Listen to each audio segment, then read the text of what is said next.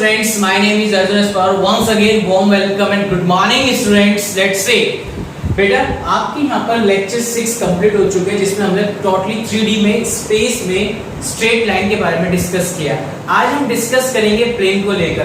Plane में हमारे पास 4 से 5 टॉपिक होने वाले हैं, यानी 4 से 5 लेक्चर्स होंगे।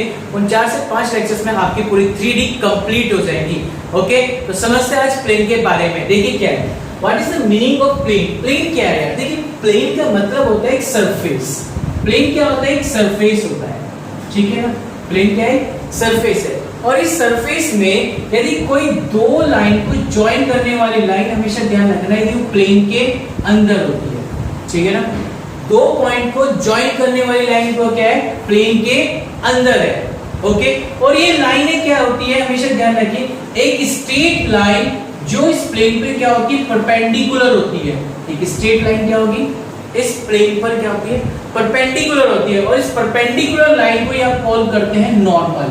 क्या कॉल करेंगे आप लोग? Normal. Okay, every straight line, ठीक है ना। ऑन ए प्लेन पर यदि कोई परपेंडिकुलर है तो जितनी भी लाइनें जाएगी वो सभी इस प्लेन पे कैसी होंगी? परपेंडिकुलर होगी, जिसको हम कॉल करेंगे नॉर्मल कॉल करेंगे। ओके, अब जब ये नॉर्मल हो गया है तो अब मेरी बात को समझिए। जितने भी नॉर्मल्स होंगे, जब भी लाइन परपेंडिकुलर होगी स्ट्रेट लाइन में, सभी आपस में कैसे होंगे? पैरेलल होंगे। कैसे होंगे? आपस में पैरेलल होंगे। क्लियर? प्लेन को डिफाइन करने के लिए कुछ कंडीशंस यूनिक होती है। सबसे पहली जो कंडीशन होती है कि प्लेन जो होना चाहिए इन नॉर्मल फॉर्म में होना चाहिए। ओके, सेकंड कंडीशन होती है कि जो प्लेन होना चाहिए आपके पास पासेस थ्रू होना चाहिए वन पॉइंट के एंड परपेंडिकुलर होना चाहिए अनदर डायरेक्शन में। Okay, and the third point जो होता है passes through three given non collinear points. ये तीन कंडीशन प्लेन को यूनिकली डिटरमाइन कराती है। ओके, अब बात करते हैं प्लेन को लेकर कि प्लेन की इक्वेशन इन नॉर्मल फॉर्म में क्या होगी। Let's see. देखिए equation of plane in normal form. Normal form में प्लेन की इक्वेशंस क्या होती है, ध्यान समझेंगे। अब आपके पास कोई एक प्लेन है, ठीक है। इस प्लेन पे ओरिजिन से कोई एक पॉइंट है, ओरिजिन। इस ओरिजिन से इस प्लेन पर मैंने एक परपेंडिकुलर लाइन ड्रॉन की है, ठीक है, जिसको मैंने दिया एम। और इस प्लेन पर कोई पॉइंट था मेरे पास P पॉइंट, जो इस प्लेन के अंदर लाइज कर रहा था, ठीक है ना। तो ओरिजिन से P पॉइंट तक की जो पोजीशन वेक्टर हो गया वो हो गया R वेक्टर, यानी P की कंडीशन कितनी आ गई? R vector. तो पोजीशन वेक्टर आपको गेट हो गया है R वेक्टर। ओके, O से एंड एक परपेंडिकुलर वेक्टर आपने ड्रॉन किया जिसकी डिस्टेंस इन स्केलर फॉर्म में हो गई है D, ठीक है। बट ध्यान रखिए आपको गेट करनी है नॉर्मल फॉर्म में। मैंने आपको एक पॉइंट बताया था, जब भी कोई स्ट्रेट लाइन प्लेन पर ड्रॉन होती है वो प्लेन को क्या कराती है? नॉर्मल की कंडीशन को डिफाइन करती है, क्योंकि वो लाइन प्लेन पर परपेंडिकुलर होती है। और जो लाइन प्लेन पर परपेंडिकुलर होती है उसे आप कॉल करते हैं नॉर्मल। यानी एन वेक्टर का आपके पास मुझे गेट करना है नॉर्मल फॉर्म में। नॉर्मल फॉर्म में गेट करने का प्रोसेस होता है यूनिट नॉर्मल वेक्टर की हेल्प से। यूनिट परपेंडिकुलर वेक्टर यानी n cap is equal to होता है n vector is divided by magnitude of n vector. आपको O से n की डिस्टेंस स्केलर क्वांटिटी में कितनी डिफाइन की? D, यानी नॉर्मल का मैग्नीट्यूड आपको D डिफाइन किया उसने। तो n cap is equal to n vector divided by कितना हो गया? D। तो n वेक्टर की वैल्यू आपको गेट होगी n cap into D। Okay, ये इसका नॉर्मल आ गया। ओके, बात क्लियर होगी। अब यार आपके पास जो ON है, यहाँ पर जो ON आ रही है आपके पास, ये वाली लाइन जो ON वेक्टर आ रही है वो कितनी आ रही है आपके पास? यहाँ पे ON आ रही है आपके पास n cap of D। Okay, plane के अंदर ये सारी क्वांटिटी है, मैंने n को P के साथ ज्वाइन किया। तो जैसे मैंने P को n के साथ ज्वाइन किया तो मेरे पास जो कंडीशन आ गई, जो NP लाइन होगी इस परपेंडिकुलर होगी ON लाइन। नॉर्मल वेक्टर है, इसे क्या बोल सकते हैं? यूनिट नॉर्मल वेक्टर काउंट करेंगे, ठीक है। तो आप इसे बोल सकते हैं कि जो आपके पास PN लाइन है, NP line is perpendicular to unit normal vector के। ओके, तो यूनिट नॉर्मल वेक्टर आपके पास ये आ गया, NP vector is perpendicular n cap. तो यार एक बार बताओ, position vector of P minus position vector of N dot of N cap is equal to 0, क्योंकि जब दो वेक्टर आपस में परपेंडिकुलर होते हैं तो उनकी डॉट प्रोडक्ट किसके इक्वल होती है, 0 के। तो पोजीशन वेक्टर ऑफ p कितना गेट हो गया आपके पास, पोजीशन वेक्टर ऑफ p आपको गेट हो गया है इसमें OP, it means r vector, position vector of n get हो गया, यानी n cap of d dot product of n cap is equal to 0। तो आपको finally side multiply r vector dot n cap minus n cap के magnitude का square dot d is equal to 0। और इसकी value क्या होती है, आपने वेक्टर फॉर्म में पढ़ रखा है, जब भी यूनिट नॉर्मल वेक्टर्स आपको डिफाइन होता है तो उसके मैग्नीट्यूड की वैल्यू 1 होती है। ओके, तो आपको फाइनली गेट हो गई ये condition r vector dot n vector minus के d is equal to 0। It means r vector dot n cap is equal to d। Okay, जहां पे n कैप क्या है, यूनिट नॉर्मल वेक्टर है, ठीक है ना।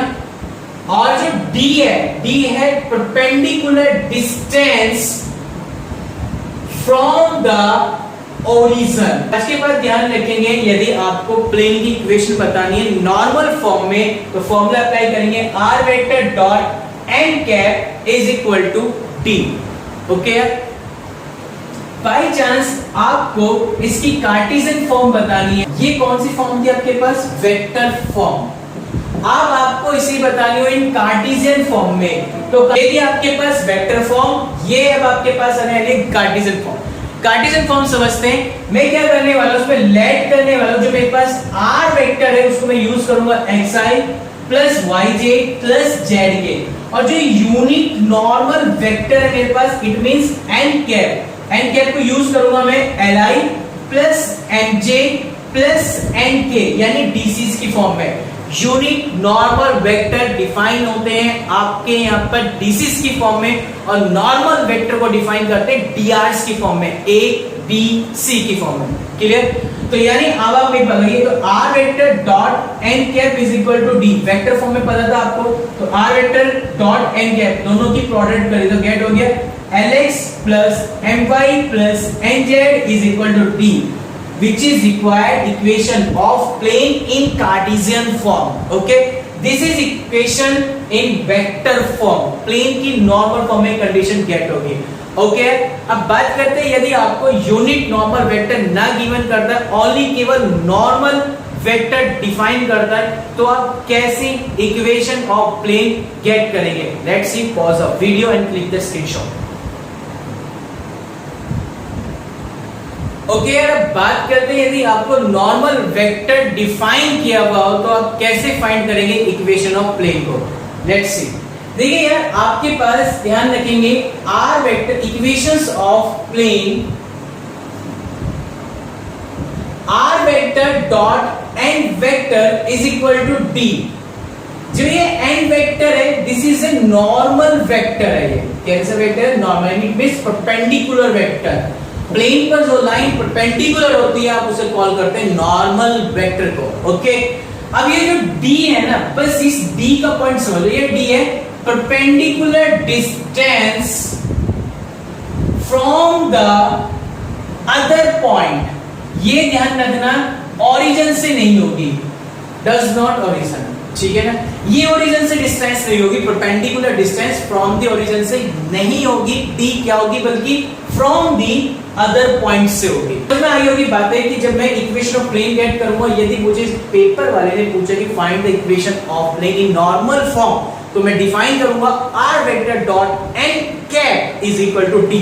अब मैं इसे कैसे, इस नॉर्मल वेक्टर को कैसे यूनिट नॉर्मल वेक्टर में कन्वर्ट करूंगा, लेट्स सी, समझिए। आप क्या करेंगे, r vector dot n vector is equal to d को, इस पूरे फंक्शन को डिवाइड करेंगे मैग्नीट्यूड ऑफ n वेक्टर से।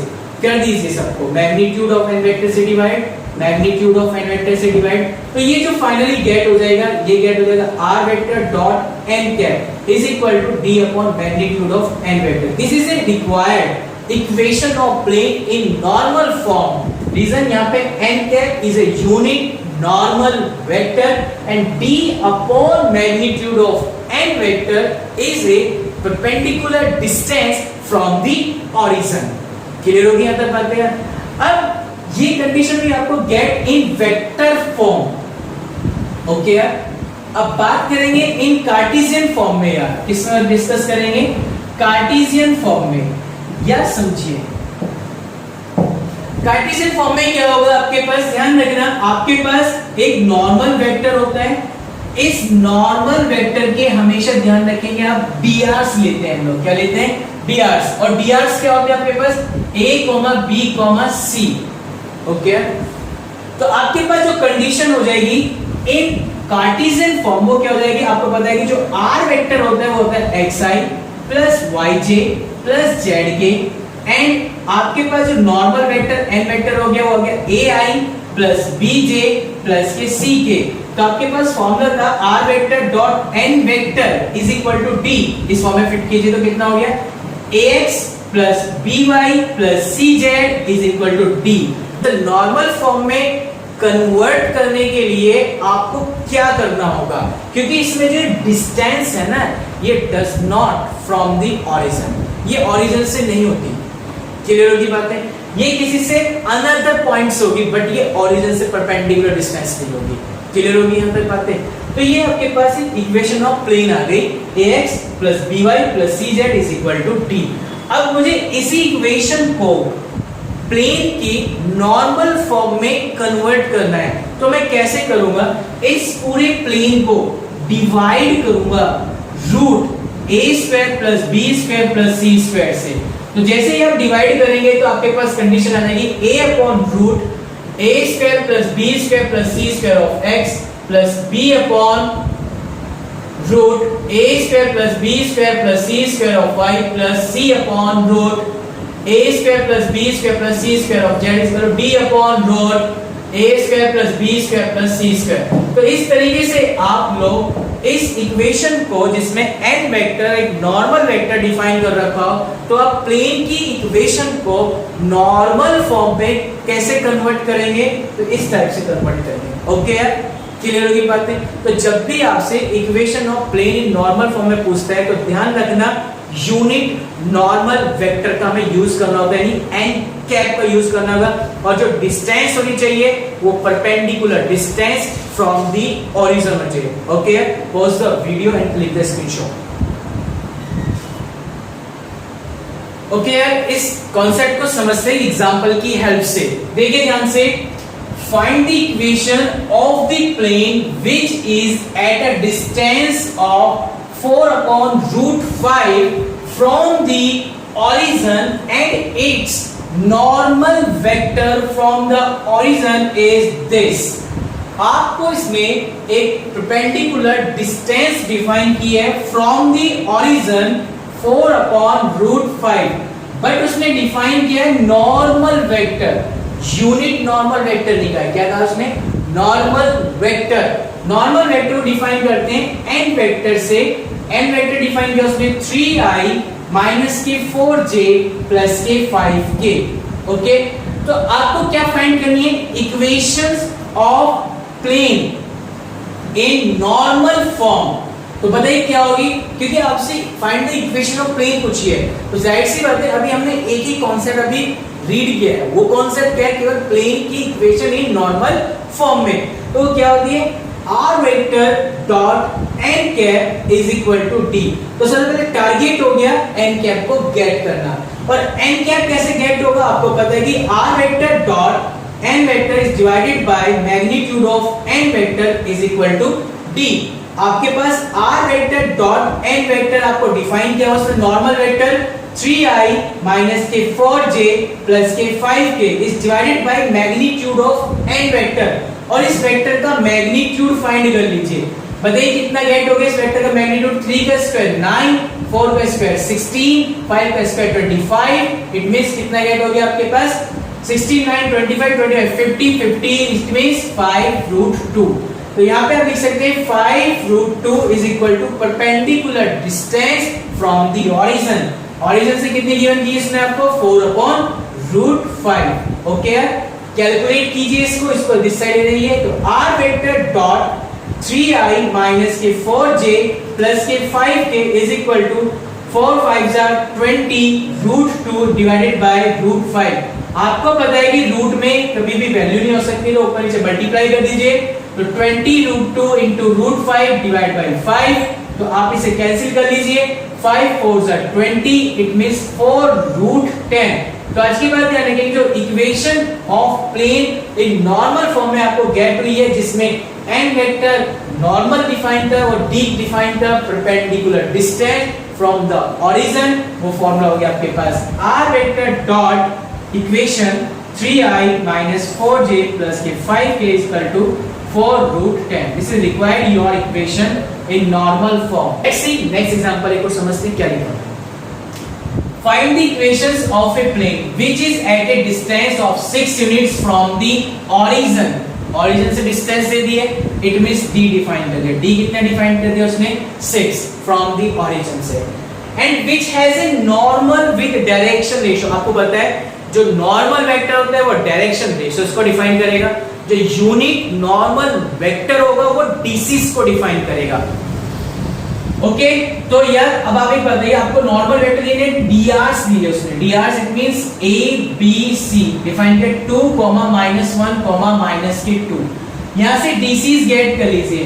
DCs it means L M N, क्योंकि आपको प्लेन की इक्वेशन बतानी नॉर्मल फॉर्म में वो होती है आपके पास Lx plus My plus Nz is equal to D in Cartesian form में। क्योंकि यहाँ पॉइंट्स डिफाइन किए, तो एज योर चॉइस कि आप इस क्वेश्चन को कार्टेशियन में बनाना चाह रहे हैं कार्टेशियन में, वेक्टर बनाना चाह रहे हैं तो वेक्टर में, एज योर चॉइस। ओके, तो यहाँ से मैं डीसीज गेट कर लूंगा LMN। कैसे होंगे? 2 अपॉन यार square root a square plus b square plus c square. याद कीजिए डीसीज गेट करने आप लोगों ने स्पेस में सीखे हैं इन स्ट्रेट लाइन में। ओके, तो 2 अपॉन कितना हो जाएगा? 3, -1 अपॉन हो जाएगा 3, -2 अपॉन कितना हो जाएगा 3। ये हो गए डीसीज LMN। तो यार equations of plane in normal form में क्या होती है यार?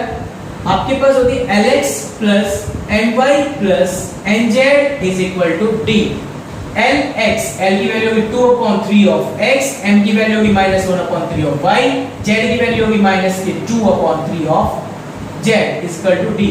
L की वैल्यू गेट, M की वैल्यू गेट, N की वैल्यू गेट, सब पुट कर दी, कैलकुलेट कर लीजिए। 2x - y - 2z is equal to D। आपके पास D कितना है ये बताइए? D है 6 is equal to 6। 6 से मल्टीप्लाई कीजिए, 6 3 जा 18। तो which is required equation of plane in normal form whose givens are drs and perpendicular distance from the origin। Okay, pause the video and click the screenshot। Next example क्या है? Find the distance of the plane 2x - 3y + 4z + 6 is equal to 0 from the origin and the coordinate of the foot of the perpendicular drawn from the origin to the given plane। इस question में आपसे तो पूछा गया है कि भाई perpendicular distance बताइए फ्रॉम द ओरिजिन से। उसके साथ में आपसे ये पूछा गया कि जिस पॉइंट से आपने प्लेन पर परपेंडिकुलर लाइन ड्रॉन की है उसके फुट के कोऑर्डिनेट भी बताइए। देखिए जब भी आपको फुट के कोऑर्डिनेट बताने होते हैं तो आपको कोऑर्डिनेट बताने के लिए ये फॉर्मूला यूज करना होगा LD MD ND। ये ध्यान रखेंगे पॉइंट को, जब भी आपको फुट ऑफ परपेंडिकुलर के कोऑर्डिनेट बताने हो ऑन द प्लेन तो आप फॉर्मूला अप्लाई करेंगे LD MD ND। ठीक है, अब LMN आपको पता है क्या है? डीसीज, और D क्या है? D है perpendicular distance from the origin. अब हमारा टारगेट क्या हो गया? पहले डीसीज और perpendicular distance from the origin get करना हो गया। ओके, तो लेट्स सी देखते हैं कैसे करते हैं। आपको गिवन किया उसने इक्वेशंस ऑफ प्लेन, गिवन है 2x - 3y प्लस के 4z प्लस 6 है, उसको दिस साइड यूज कर लीजिए, कितना हो गया? -6। हमेशा ध्यान रखना परपेंडिकुलर जो डिस्टेंस होती है, जो भी डिस्टेंस होती है कभी नेगेटिव में नहीं होती है ना। तो सबसे पहले से माइनस से मल्टीप्लाई कर लीजिए, तो कीजिए -2x प्लस की 3y माइनस की 4z इज इक्वल टू कितना हो गया? 6। ये आपको प्लेन की इक्वेशन डिफाइन की गई थी डीआरस की फॉर्म में। कौन सी फॉर्म में? डीआरस की। जब भी क्वेश्चन वाला गिवन करेगा डीआरस में गिवन करेगा, अदरवाइज नहीं तो वो इंडिकेट करेगा हर एक पॉइंट को उसके। क्लियर होगी बात? तो यानी ये जो इक्वेशंस हमें डिफाइन की गई है वो कौन से डिफाइन की गई है? dRs वाली डिफाइन की गई है। ओके, अब इसे dCs में कन्वर्ट करने के लिए क्या करेंगे आप लोग? डिवाइडेड करेंगे, divided by square root x के कोएफिशिएंट का स्क्वायर, y के कोएफिशिएंट का स्क्वायर एंड z के कोएफिशिएंट का स्क्वायर। तो कितना गेट हो गया? 2 स्क्वायर 4, 3 स्क्वायर 9, 6 4 स्क्वायर 16, तो गेट हो गया 929।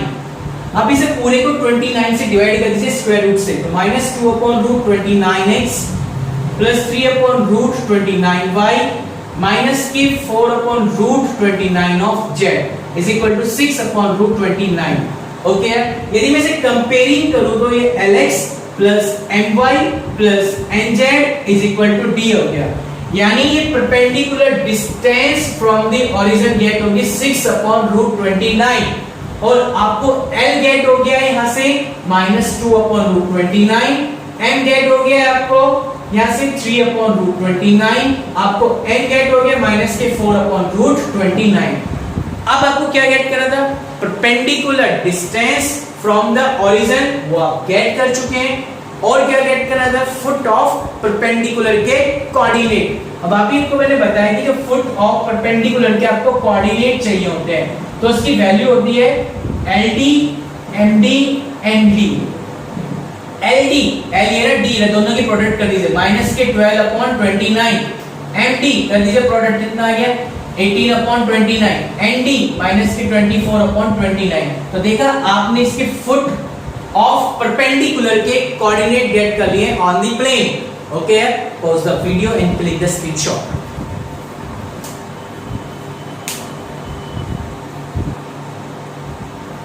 ओके यार, अब चलते हैं नेक्स्ट कॉन्सेप्ट की तरफ। आपने प्रीवियस में ये सीखा कि equation of plane in normal form में क्या होती है? r dot n cap is equal to d, n cap unit normal vector and d is a perpendicular distance from the origin. Okay, अब बात करते हैं नेक्स्ट इक्वेशंस में।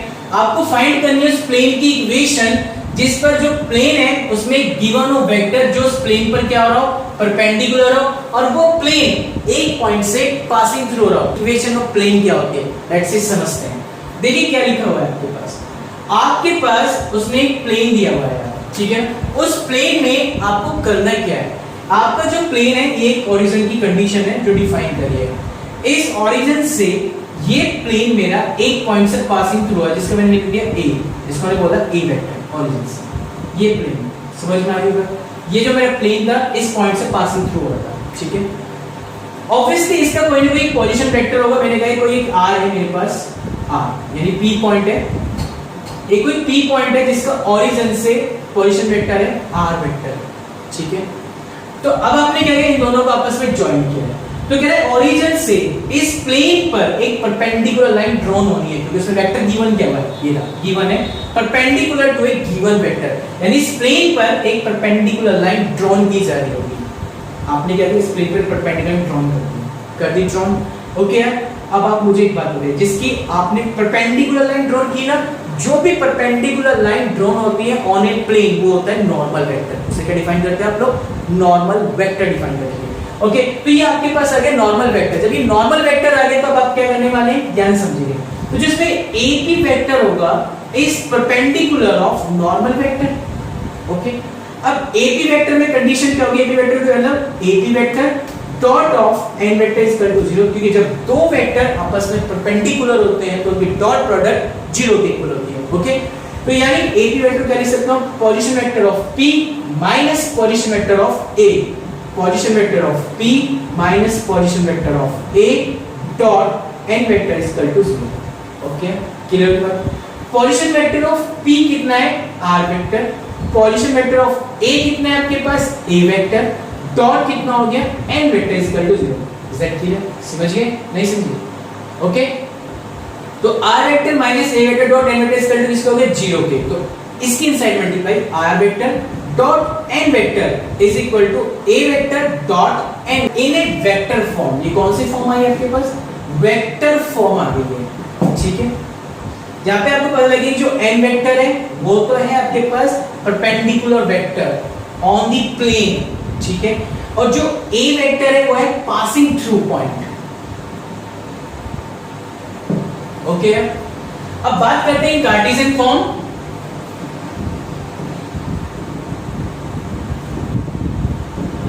Cartesian form में आपको करने क्या यार, देखिए r वेक्टर और dot n vector is equal to a vector dot n vector आपको उसने डिफाइन किया है। आपको पता है सिंपल सा कि जो r वेक्टर होता है यार वो होता है xi plus yj plus zk। जो नॉर्मल वेक्टर होता है वो आपके पास होता है यार ai प्लस bj प्लस के ck। ओके जो a वेक्टर हो गया क्योंकि किसी एक पॉइंट से पासिंग थ्रू हो रहा है तो आप इसे लिख सकते हैं x1i plus y1j plus z1k। तो इसमें जब तुम इसकी वैल्यू को फिट करेंगे तो आपके पास गेट हो जाएगी equation a x minus x1 plus b y minus y1 plus c z minus z1 is equal to 0। Okay तो ये आपको गेट होगी equation of plane passing through x1 y1 z1 and perpendicular to drs। It means a b c जब भी given होंगे तो आप equation of plane का फॉर्मूला ये यूज करेंगे इन कार्टेशियन फॉर्म। और वेक्टर फॉर्म में आप गेट करेंगे r vector dot n vector is equal to a vector dot n vector. ठीक है ना, कोई writer a vector dot n vector को d भी बोलता है। d means perpendicular distance from the another point, किसी से भी डिस्टेंस हो सकती है बट नॉट एन ऑरिजिन। ठीक है, अंदर बात है। Pause the video and click the screenshot.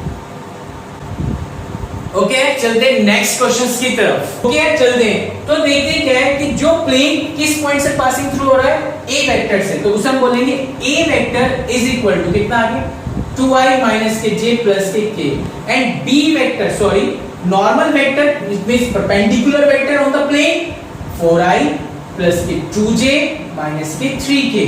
तो यार इक्वेशन ऑफ प्लेन बताओ कितनी होगी, इक्वेशंस ऑफ प्लेन बताइए कितनी होगी। इक्वेशंस ऑफ प्लेन होगी आपके पास r vector dot n vector is equal to a vector dot n vector. Okay तो r vector dot n vector कितना है 4i प्लस के 2j माइनस के 3k इज इक्वल टू इन दोनों वेक्टरों की डॉट प्रोडक्ट i के के साथ j की j के साथ k की k के साथ। तो कितना आ गया 4 2 जा 8 माइनस के 2 माइनस के 3 तो गेट हो गया आपके पास 8 माइनस के 5 कितना गेट हो 3। तो which is required equation of plane in passing through one points and perpendicular on the plane. तो ये फॉर्म होती है। ओके चलिए नेक्स्ट एग्जांपल की तरफ। नेक्स्ट एग्जांपल क्या है, आपको उस प्लेन की इक्वेशन बतानी है, चाहे तो वेक्टर फॉर्म में बताइए या कार्टेशियन फॉर्म में बताइए। वो कह रहा है कि इस पॉइंट से तो पासिंग थ्रू हो रही है, passing through means x1 y1 z1 as your choice. आप इसे कार्टेशियन में बताना चाह रहे हैं कार्टेशियन में अप्लाई कीजिए, आप इसे वेक्टर में बताना चाह रहे हैं तो वेक्टर में अप्लाई कीजिए। देखिए यहाँ कंडीशन वेक्टर में डिफाइन की तो मैंने डिफाइन कर दिया फॉर्मूला भी वेक्टर की फॉर्म में। यहाँ कंडीशन कोऑर्डिनेट में डिफाइन है तो यानी मैं अप्लाई करूंगा कार्टेशियन फॉर्म वाला, या इज योर चॉइस। आप यहाँ पे वेक्टर वाली कंडीशन पे डिफाइन कर सकते हैं। वेक्टर में डिफाइन करने के लिए आपको क्या करना होगा, इन गिवन पॉइंटों को पोजीशन में चेंज करना होगा। इट मींस इसे लिखना होगा 5i प्लस 2j माइनस के 4k, इसे लिखना होगा 2i प्लस के 3j माइनस के k। तो ये हो जाएगा आपके पास a वेक्टर और ये हो जाएगा n वेक्टर। तो तब आप एक बार ये फॉर्मूला अप्लाई कर देंगे। ओके कार्टेशियन में कैसे करेंगे समझिए। कार्टेशियन में ये हो गया x1 y1 z1 जिस पॉइंट से पासिंग थ्रू होती है और जो प्लेन पर परपेंडिकुलर हो तो उसे बोलते हैं drs, उसके नॉर्मल के कितना हो गया 2, 3, -1। तो यार इक्वेशन ऑफ प्लेन क्या हो गया आपके पास यार a x minus x1 plus b y minus y1 plus c z minus z1 is equal to 0।